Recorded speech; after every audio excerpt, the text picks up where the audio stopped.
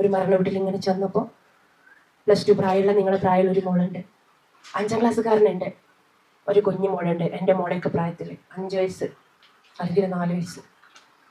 ഉമ്മ ഒരു 35-38 വയസ്സൊക്കെ ഉണ്ടാവുള്ളൂ, മരിച്ചുപോയി. ഒരു പനി വന്നതാ, കാണിക്കാൻ പോയതാ, തിരിച്ചു വന്ന് ഒരു ദിവസം വീട്ടിൽ തന്നെ കിടന്നു, അധികമായി, നല്ലൊരു ആശുപത്രിയിൽ പോയതാ. പിന്നെ വരുന്നത് എങ്ങനെയാ?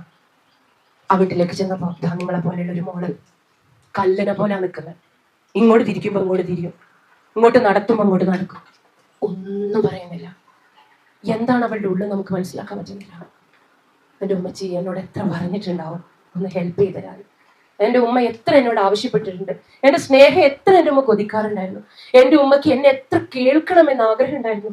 ഉപ്പ എന്നോട് എത്ര പ്രാവശ്യം പറയാറുണ്ടായിരുന്നു, മോളെ ഉമ്മയൊന്ന് ഹെൽപ്പ് ചെയ്ത് കൊടുക്ക്. ടീച്ചറാണ് ഉമ്മ, ഈ 3 കുട്ടികളെ മാനേജ് ചെയ്യും, ജോലിയും കഴിഞ്ഞ് ഈ വീട്ടിലെ ജോലിയും കഴിഞ്ഞ് പണിക്ക് പോകേണ്ട ഒരു ഉമ്മ. എത്രയോ പ്രാവശ്യം പറഞ്ഞ വാക്കുകൾ അവളുടെ ഉള്ളിൽ ഇങ്ങനെ കിടന്നു നിറയാം. അതുകൊണ്ടായിരിക്കാം അവൾക്ക് അവളുടെ കണ്ണിൽ നിന്ന് ഒരിറ്റ കണ്ണുനീര് പോലും വരുന്നില്ല. അവളുടെ ഉമ്മമ്മ എന്റെ മുഖത്തേക്ക് പറഞ്ഞു, ടീച്ചർ എന്റെ കുട്ടി ഒന്ന് കരഞ്ഞിട്ടുണ്ടായിരുന്നെങ്കിൽ, എന്റെ കുട്ടി ഒന്ന് കരഞ്ഞാൽ എനിക്ക് അത് മതിയായിരുന്നു. പക്ഷെ കുട്ടി കരയുന്നില്ല. അവസാനം മയ്യത്ത് കൊണ്ടുപോവാ. ആരോ അവളെങ്ങനെ പിടിച്ചു കൊണ്ടുപോയി. അവളിങ്ങനെ കല്ല് പോലെ പോയി, പ്രതിമ പോലെ ഇങ്ങനെ നോക്കി നിന്നു. അവളുടെ മനസ്സൊക്കെ എവിടെയോ എത്തിയിട്ടുണ്ട്. തിരിച്ചവളെ കൊണ്ടുപോകുന്ന ഒരു സ്ഥലത്ത് ഇങ്ങനെ നിർത്തി അവൾ അവിടെ അങ്ങനെ നിന്നു. 5ാം ക്ലാസ്സുകാരനായ പൊന്നുമോനെ ഇങ്ങനെ കൊണ്ടുവന്നു. അസ്സലാമു അലൈക്കും യാ ഉമ്മി എന്ന് പറയും മോനെ എന്ന് കൂടിയിരിക്കുന്നവർ പറഞ്ഞപ്പോ അസ്സലാം അത്രേ അവൻ പറഞ്ഞിട്ടുള്ളൂ.